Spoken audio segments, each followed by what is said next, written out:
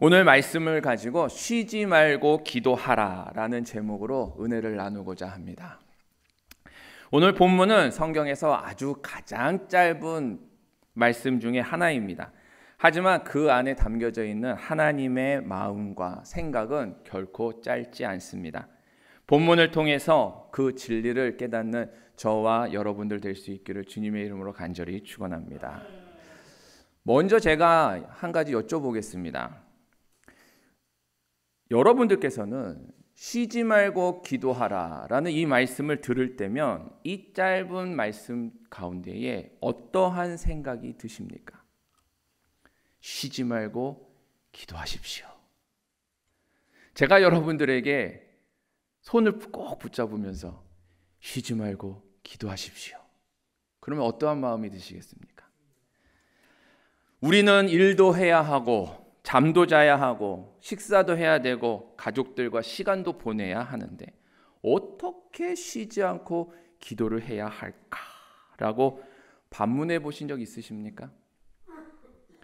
아니면 모든 것을 포기하고 24시간 기도실에서 보내야 한다는 말로 착각하거나 혹은 직장을 그만두고 기도원에 들어가야 한다라는 의미로 받아들이시지는 않으셨습니까? 본문에 대한 이런저런 오해들이 참 많이 있다 보니까 어떤 분들은 이 말씀 앞에서 좌절감을 느끼실 수도 있습니다.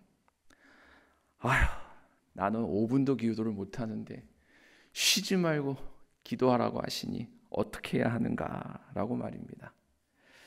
또 어떤 분들은 이 말씀을 지나치게 문자적으로 해석을 해서 지쳐서 포기하는 경우도 있습니다. 제가 그랬었습니다. 신학교 다닐 때 정말 한번 24시간 내가 쉬지 말고 한번 기도해 봐야겠다. 그래서 학교를 오고 가는 길에서 지하철 안에서 계속 기도의 형식을 따라서 그렇게 기도를 했던 적이 기억이 납니다. 그런데 오히려 기도가 형식적으로 되고 마음 한가운데에 이렇게 기도해서 뭐하나 싶은 마음이 들기도 하더라고요. 정말 기도가 무의미하다라는 생각이 들 정도로 참으로 어려운 시간들을 보냈던 기억이 납니다. 그런데 사도 바울이 우리에게 전하려는 메시지는 그런 것이 아닙니다. 우리를 좌절시키려고 한 것도 아니고 불가능한 율법을 주면서 지키라고 한 것도 아닙니다. 오히려 하나님께서는 이 사도 바울을 통해서 놀라운 초대를 우리에게 하고 계신 것입니다.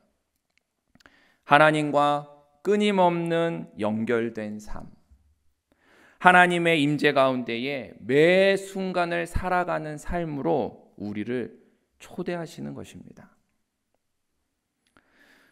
오늘 우리는 함께 이 쉬지 말고 기도하라 라는 이 말씀의 참된 의미가 무엇인지, 그리고 이것이 우리의 일상에서 어떻게 실천될 수 있는지를 조금 살펴보고자 합니다. 이 짧은 말씀 속에 담겨진 하나님의 마음과 생각을 발견하고 우리의 삶이 하나님이 원하시는 삶이 될 수 있기를 간절히 축원합니다. 첫 번째 교훈입니다. 쉬지 말고의 이 참된 의미는 코람데오의 삶을 말합니다. 따라서 해볼까요? 코람데오. 쉬지 말고 기도하라. 이 말씀을 처음 접하는 분들은 당황할 수도 있습니다. 도대체 어떻게 쉬지 않고 기도할 수 있단 말인가? 일도 해야 하고 밥도 먹어야 하고 잠도 자야 하는데 24시간 내내 무릎 꿇고 기도만 하라는 뜻인가? 물론 아닙니다. 바울이 여기서 말하는 쉬지 말고라는 문자적으로 시간의 연속성만을 의미하는 것은 아닙니다. 그 안에는 오히려 삶의 태도와 의식에 관한 이야기임을 내포하고 있습니다. 다시 말해서 하나님을 항상 의식하면서 사는 삶, 곧 코람데오의 삶을 가리키는 말입니다. 코람데오라는 말은 라틴어로서 하나님 앞에서라는 뜻입니다. 이것은 우리가 무엇을 하든지 어디에 있든지 하나님께서 지금 나를 보고 계시며 내가 하나님 앞에 서 있다 있다라는 것을 마음에 잊지 않고 늘 생각하면서 사는 것, 그것이 바로 코람데오입니다. 이것을 다른 말 한자로는 면전의식이라고 합니다. 우리는 사람들 앞에서는 조심하면서도 하나님 앞에서는 그러지 못할 때가 참 많이 있습니다. 직장 상사 앞에서는 긴장을 하면서도 하나님 앞에서는 긴장하기는커녕 편안하게 내 마음대로 내 욕심을 따라 죄를 지을 때가 참 많이 있습니다. 모두가 하나님이 보이지 않기 때문에 모르실 거라는 생각에 나도 모르게 그렇게 되는 겁니다. 그러나 진정한 성도는 모든 순간 하나님 앞에서 하나님께서 보고 계시다. 나는 지금 하나님과 대면하고 있다라는 의식을 가져야 합니다. 그래서 직장에서 일할 때에 그것이 하나님께서 보고 계신 일임을 의식합니다. 친구들과 대화할 때에도 우리의 대화를 하나님께서 듣고 계심을 압니다. 학교에서 공부할 때에도 하나님께 영광을 돌리는 마음으로 하는 것입니다. 집에서 혼자 있을 때에도 하나님의 임재 가운데에 있음을 잊지 않는 것, 그것이 바로 참된 성도가 갖춰야 할 마음의 가짐이고, 그것이 바로 쉬지 말고 기도하는 삶의 실제적인 모습입니다. 성경에는 이러한 코람데오의 삶을 살았던 믿음의 선배들이 참 많이 나옵니다. 그 중에 대표적인 사람 한 사람을 꼽는다면 요셉이 있습니다. 요셉은 애굽 땅에서 보디발의 집에 종으로 팔려갔습니다. 그곳에서 주인의 아내가 날마다 그를 유혹하는 거였습니다. 여러분들은 그 여인에 대해서 어떻게 상상을 하셨는지 모르겠지만 저는 그 여인이 권력도 있는 데다가 무척 아름다웠을 것이다 라고 생각이 됩니다. 게다가 주변에는 아무도 없는 상황이었습니다. 그러나 요셉은 주인의 아내가 유혹할 때에 단호하게 거절하면서 이렇게 이야기합니다. 내가 어찌하여 이 큰 악을 하나님께 행하여 죄를 지으리까? 라고 말입니다. 여기서 주목할 것은 바로 요셉은 주인에게 죄를 짓겠느냐라고 하지 않고 하나님께 죄를 짓겠느냐라고 했다라는 사실입니다. 이것이 바로 코람데오입니다. 요셉에게는 사람의 눈보다 하나님의 시선이 더 중요했습니다. 사람에게는 숨길 수도 있고 그의 마음에 주인은 보고 있지 않는다라는 생각에 많은 사람들이 자기의 행동을 쉽게 자기 마음대로 하겠지만 요셉은 그러지 않았습니다.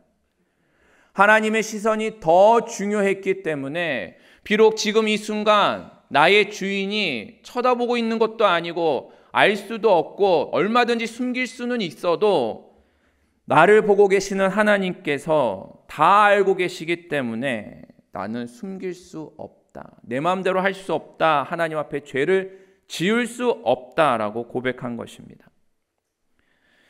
이렇게 그는 매 순간 하나님 앞에 서 있는 삶을 살았고 그것이 그를 온전하게 했습니다. 그는 여주인 앞에서만 죄 짓는 것에 대해서만 민감했던 것이 아닙니다. 주어진 일에 대하여서 항상 하나님이 보고 계시고 하나님께 하듯 행했던 것입니다. 그리고 결국 하나님께서는 그를 애굽의 총리로 세우셨습니다. 쉬지 말고 기도한다는 것은 바로 이런 것입니다. 하루 24시간 기도실에 앉아 있는 것이 아니라 하루 24시간 하나님 앞에서 사는 것입니다. 무릎을 꿇지 않아도 마음이 늘 하나님을 향해서 있고 입을 열지 않아도 내 영혼이 끊임없이 하나님과 교통하는 것 말입니다. 사랑하는 성도 여러분, 우리의 마음이 이러한 면전의식으로 새겨질 수 있기를 주님의 이름으로 간절히 축원합니다. 사람이 보지 않아도 하나님께서 보고 계십니다. 그 사람이 듣지 않더라도 하나님께서 듣고 계십니다. 우리 모두 하나님 앞에 서 있는 자임을 날마다 기억하고 그 마음으로 하나님 앞에 기도할 수 있기를 간절히 바랍니다. 두 번째 교훈입니다. 기도는 하나님과의 교제입니다. 쉬지 말고 기도하라는데 여기서 말하는 기도란 도대체 무엇일까? 많은 사람들이 기도하면은 무언가를 요청하는 행위로만 생각할 때가 많이 있습니다. 물론 이러한 간구도 기도의 중요한 한 부분입니다. 실제로 예수님께서는 불의한 재판장의 비유를 통해서 억울한 일에 당했을 때에 그 일에 대하여서 세상의 방식이나 포기하는 방식을 따르지 말고 하나님께 낙심하지 말고 끝까지 기도하라고도 가르쳐 주셨습니다. 하지만 기도의 본질은 이렇게 구하는 것 이외에 훨씬 더 깊고 풍성한 내용을 담고 있다는 것을 기억하셔야 합니다. 코람데오의 관점에서 볼 때의 기도는 무엇인가? 바로 하나님과 끊임없는 대화이자 교제입니다. 마치 연인들이나 가족, 마음을 나누는 친구들이 함께 있기만 해도 너무 좋고 말을 하지 않아도 서로의 존재만으로 행복한 것처럼 기도는 나와 지금 함께 하시는 하나님과 있음이 그냥 기쁜 것입니다. 이렇게 이해하시면 쉬울 것 같습니다. 우리는 친한 친구와 매일 연락을 합니다. 특별한 용건이 없는데도 안부를 묻고 일상을 나누고 생각을 공유합니다. 행여나 만난다고 치면 아침부터 밥을 먹고 커피를 마시면서 그동안 있었던 일을 막 나눕니다.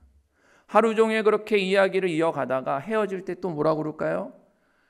이제 들어가야겠다. 집에 가서 또 전화할게 라고 이야기를 합니다. 하루 종일 같이 얘기를 했는데도 또 이야기할 것이 있습니다. 바로 이거와 같습니다. 기도는 그 사람과 교제하듯이 하나님과 수시로 계속해서 끊임없이 교제하는 것입니다. 그런데 우리의 삶을 돌아보면 어떻습니까?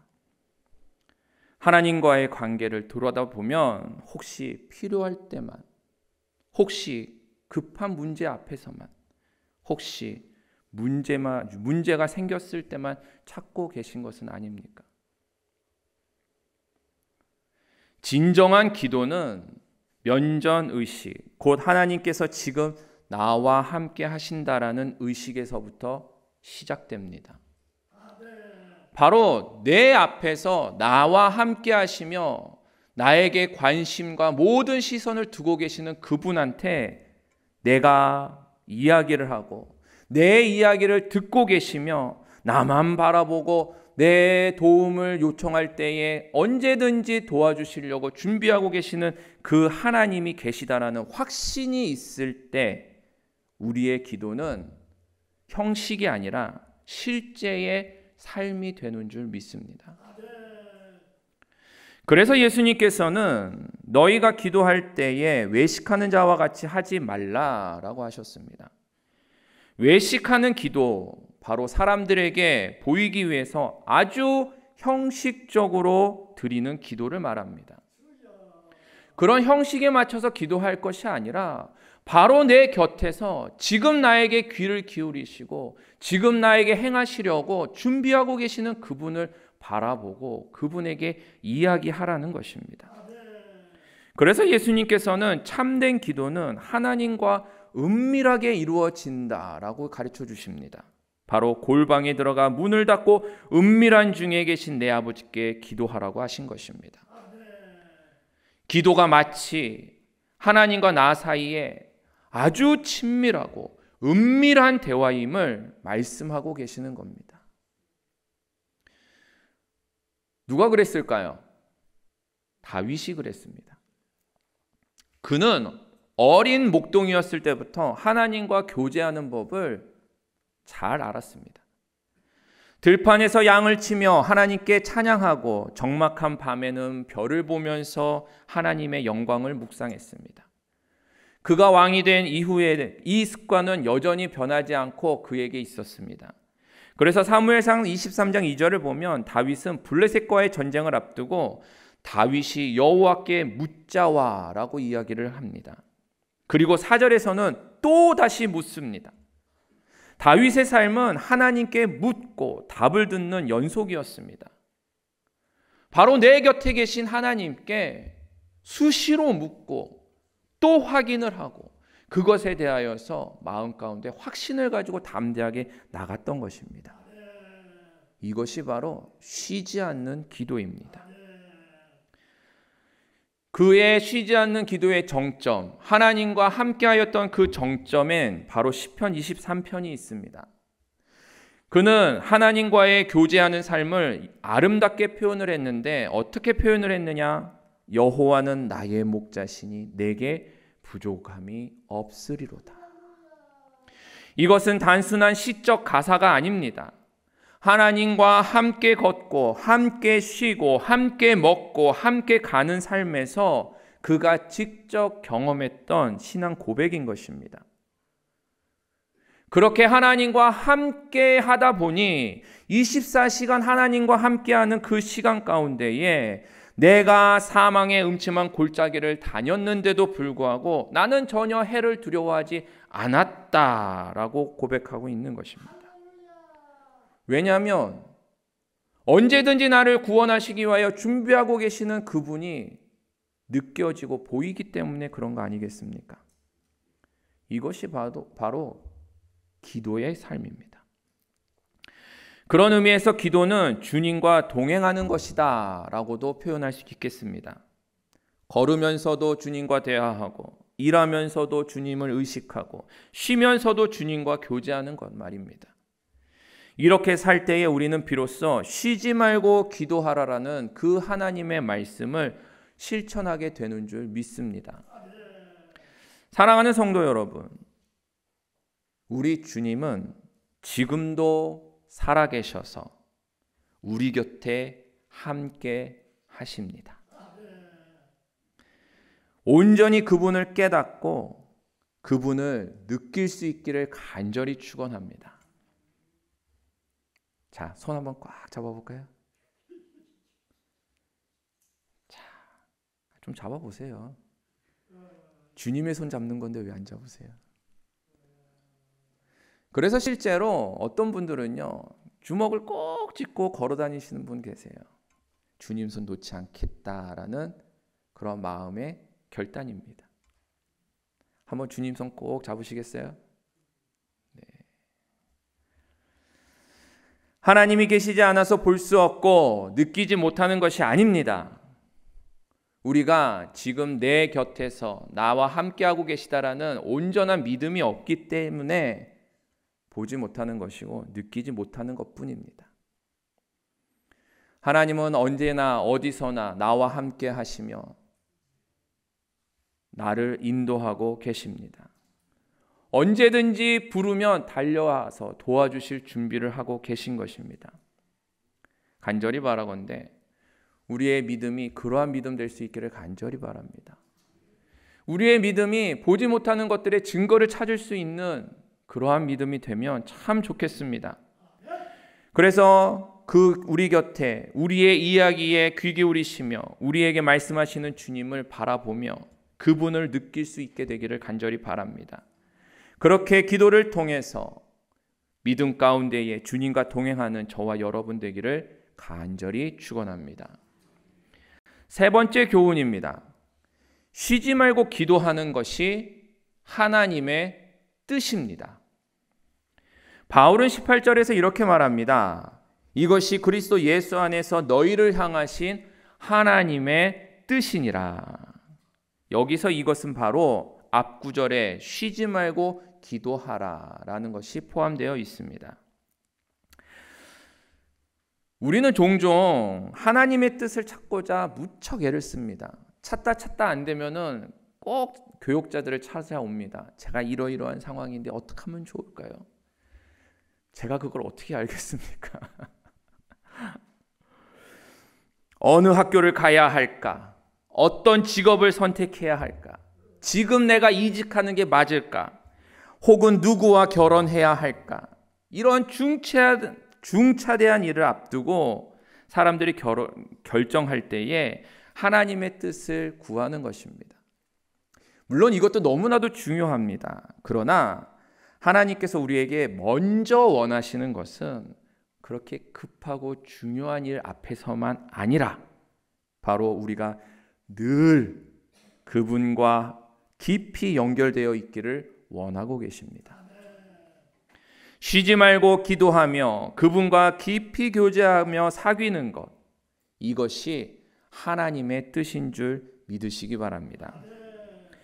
실제로 예수님께서는요, 이 땅에 계실 때에 그렇게 하나님과 쉬지 않고 기도하시면서 하나님과 교제하는 삶을 보여주셨습니다. 누가복음 5장 16절은 이렇게 기록합니다. 예수께서 물러가사 한적한 곳에서 기도하셨다. 예수님은 하나님이시잖아요. 뭐 굳이 그렇게 잠을 줄여가면서까지 새벽에 밤늦게까지 굶으시면서까지 기도하실 필요가 굳이 있었을까요? 그런데 예수님은 우리에게 보여주시기 위해서 그렇게 하신 겁니다.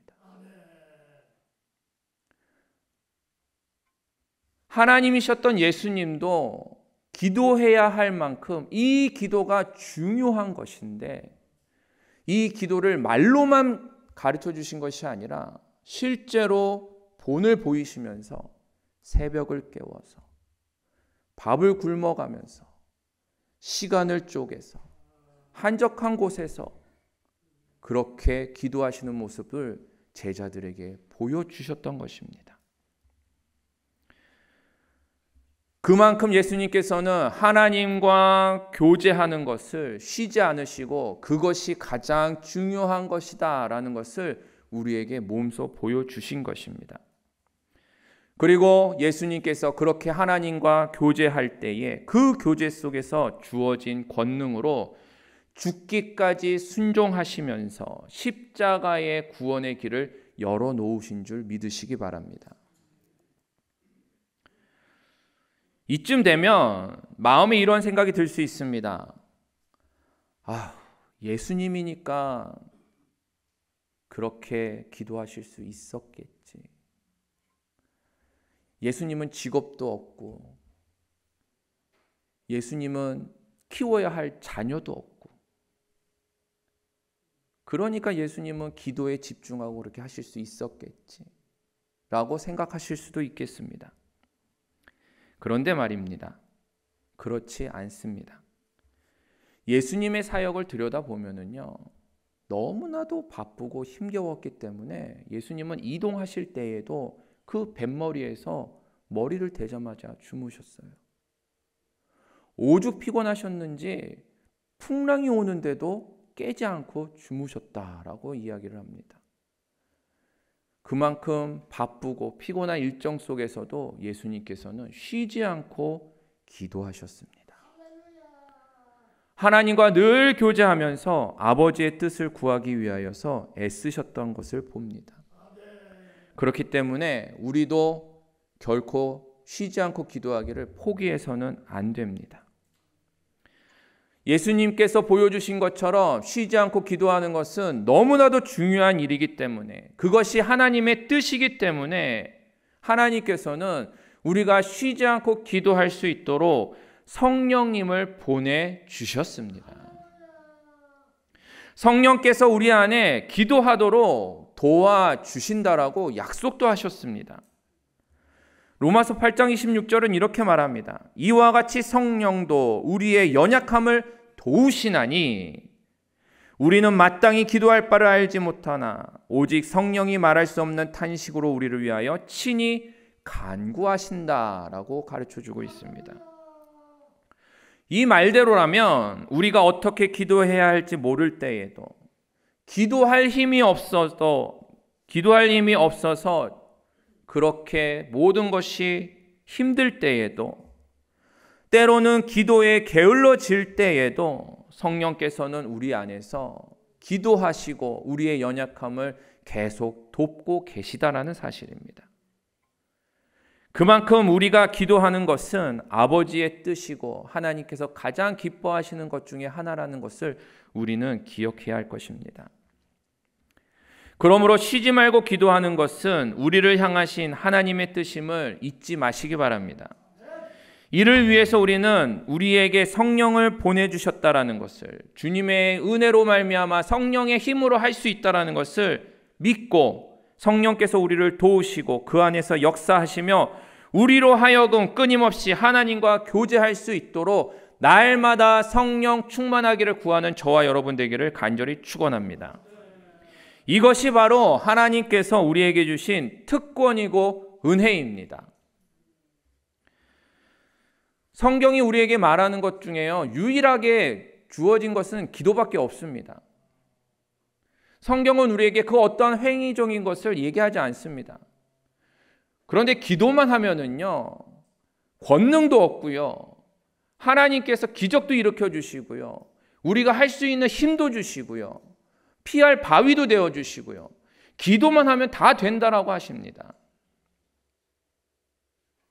사랑하는 성도 여러분, 하나님께서는 우리가 늘 그분과 연결되기를 원하십니다. 마치 포도나무 가지에 나무 붙어 있어야 할 열매를 맺듯이 우리도 기도를 통해서 하나님과 연결되어 있어야 함을 영적으로 말씀하시고 그렇게 영적 생명과 능력을 얻을 것이다 라고 약속하고 계십니다. 이제 말씀을 맺습니다. 쉬지 말고 기도하라라는 이 명령은 우리에게 주어진 짐이 아니라 특권임을 깨달으시기 바랍니다. 이것은 하나님께서 우리에게 내가 너를 얼마나 사랑하는지, 나는 너와 얼마나 가까워지기를 원하는지를 알려주시는 말입니다. 오늘부터 코람데오의 삶을 시작하실 수 있기를 바랍니다. 그래서 아침에 눈을 뜰 때 주님, 오늘도 주님 앞에서 살겠습니다 라고 고백하십시오. 출근길에, 업무를 시작하기 전에, 식사하기 전에, 잠자리에 들 때 짧게라도 하나님의 마음을, 뜻을 헤아리기 위하여서 하나님을 의식하는 시간을 가지실 수 있기를 간절히 바랍니다. 어려운 결정 앞에서 다윗처럼 여호와께 묻고 도움을 구하실 수 있기를 바랍니다. 때로는 유혹 앞에서 요셉처럼 하나님 앞에 죄를 지을 수 없습니다 라고 고백하며 결단할 수 있기도 바랍니다. 기쁠 때는 감사의 기도를, 슬플 때는 위로를 구하는 기도를, 두려울 때는 용기를 구하는 기도를 드릴 수 있기를 간절히 바랍니다. 기도는 특별한 시간, 특별한 장소에서만 하는 것이 아닙니다. 삶 전체가 기도가 되는 것, 그것이 바로 쉬지 말고 기도하는 것임을 깨달으시기 바랍니다. 그리고 이것이 그리스도 안에서 우리를 향하신 하나님의 뜻입니다. 어디에서 무엇을 하든지 언제나 하나님을 의식하고 하나님 앞에 기도로서 교제하는 것. 이 한 주간 동안 우리의 모든 순간이 하나님 앞에서 드려지는 기도가 될 수 있기를 주님의 이름으로 간절히 축원합니다.